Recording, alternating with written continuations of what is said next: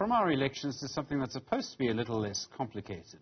Former SAFA Vice President Ria Ledwaba has called out poor leadership and reckless spending at the organisation following SAFA's sudden U-turn on its decision to ban her from all football activities. At a press conference earlier today, initially aimed to respond to the ban, it was announced that the SA Football Association had sent another letter last night, changing their tune. Sports anchor Benjamin Leshoro joins me now with more on this. Okay, Benjamin, so this is football politics, right? Yeah. So SAFA says to Ria Ledwaba, you're not allowed to partake in anything. I don't know what happens if someone throws a ball at her. Was she allowed to kick it?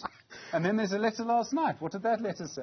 In fact, I've got the letter here, Stephen. Thank you so much for having me. So, essentially, she was banned from all football matters by the association in a letter sent to her on the 6th of March already. It just so happened that the story only broke last week, but she was declared by the association persona non grata from all football-related activities. But in this letter now that was sent to Ria Ledwaba last night, retracting that, or withdrawing if you like, saying they regret, it says here in paragraph 5, we regret having sent you the letter dated the 6th of March 2024, which is hereby withdrawn. So officially that means you are no longer declared persona non grata or banned. But it was strange why they sent the letter in the first place, and having to now come back with a U-turn. And they admitted in this letter, Stephen, that, well, we don't have any jurisdiction over you. You are no longer a member of SAFA, so we can't tell you what to do. So I suppose upon legal consultation by the association, they had to go back to say, listen, we've made a boo-boo here.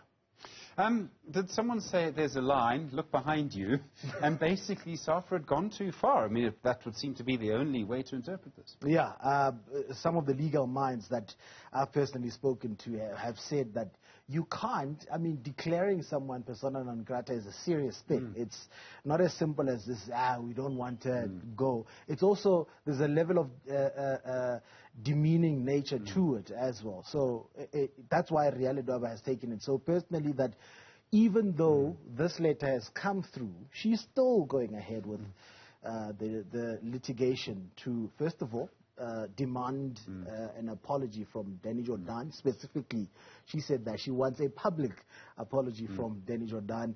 And also, they're demanding that there is an arbitration set up for to challenge, they want to challenge the legality of the 2022 presidential election, in which Ria Ledwaba lost, you'll remember, by a landslide to Danny Jordaan there. But they said the amendments to the Constitution beforehand, on the eve actually of the election, that is what they're challenging, to say you cannot prevent people from campaigning.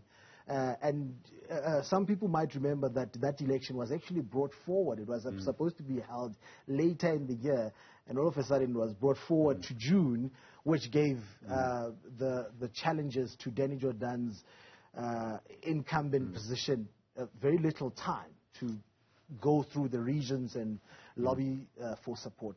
I mean, changing dates and procedures before an election is something that you just really are not supposed to do. Okay, there's a lot going on around Mr. Danny Jordaan at the moment. So you have this Ria Ledwaba incident, which appears to be an about turn. I mean, I don't know if he'll do interviews on it.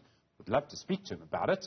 I don't know if he will. Mr. Jordaan, it would be great to hear from you. But in the absence of a justification or a comment from him, it would appear to be an about turn. There's the Hawks raid on the SAFA headquarters, which is about him personally as well at the moment. I mean, is he looking, I mean, dare I say this publicly, is Danny Jordaan's position looking a little fragile? I think it is, Stephen, because, I mean, having spoken also to Ria Ledwaba today, who was vice president in the period that is being quoted by the Hawks, 2014 to 2018. At some point there, Ria Ledwaba was vice president of SAFA. And she confirmed to me today that, look, there was a company which was supposedly doing communications for SAFA that we knew nothing about. The entire NEC knew nothing about. But they were paid 90,000 rand monthly for their services. And she says she queried that, and to this day still doesn't have an answer on that. So it is a huge issue because now even CAF, the Confederation of African Football, has come in to say we demand an answer. What is going on in your association there in South Africa? Because also you need to remember, Stephen, Patrice Motsepe is the president. I was going to say, who's the president of CAF again? Do you understand? So it's a bit awkward for him to now ignore the issues that are plaguing South African football, and in particular the Football Association. So I suppose CAF is aiming to come in hard at SAFA because they need to explain what is going on, and they've been given a certain time frame to do so. There's been a lot of public criticism for Danny Jordaan over the years. Football fans very frustrated, firstly by how Bafana was doing until quite recently. Let me repeat my public apology to Hugo Bruce about that. But Bafana certainly have been improving their performance. But there's been a lot of public sort of frustration over Bafana, but also the way that everything's been run. At the same time, when you look at this, it's tempting, I think, for the opponents of Danny Jordaan to think, well, maybe, things are changing.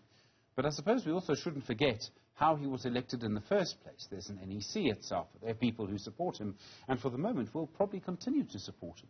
And that's the one thing that we tend to forget a lot of times, Stephen. The people who complain about Danny Jordaan are mainly, well, who publicly come out and say it, are not the people who have any power, who wield any particular power in the voting process, in whether Danny Jordaan will stay in that position or not. And I suppose that's why Danny Jordaan was not even bothered ahead of the 2022 election about whether his position is in any serious jeopardy, or he could not be shaken. He didn't even do any interviews ahead of that election because you could see it's a man who is very assured of his position. So all the people, including the people who were there at Ria Ledwaba's press conference today, clearly showing support to her, they are not part of the NEC.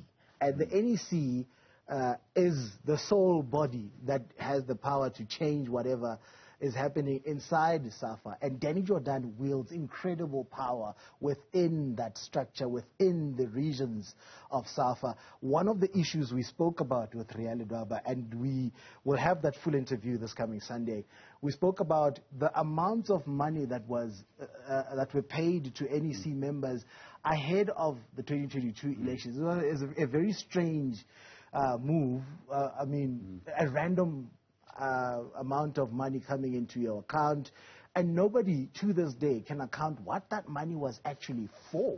It was paid to all NEC members on the eve of the 2022 SAFA presidential election, and we know what happened after that. Benjamin Leshoro, lovely to see you in the Pulse studio. Thank you very much indeed.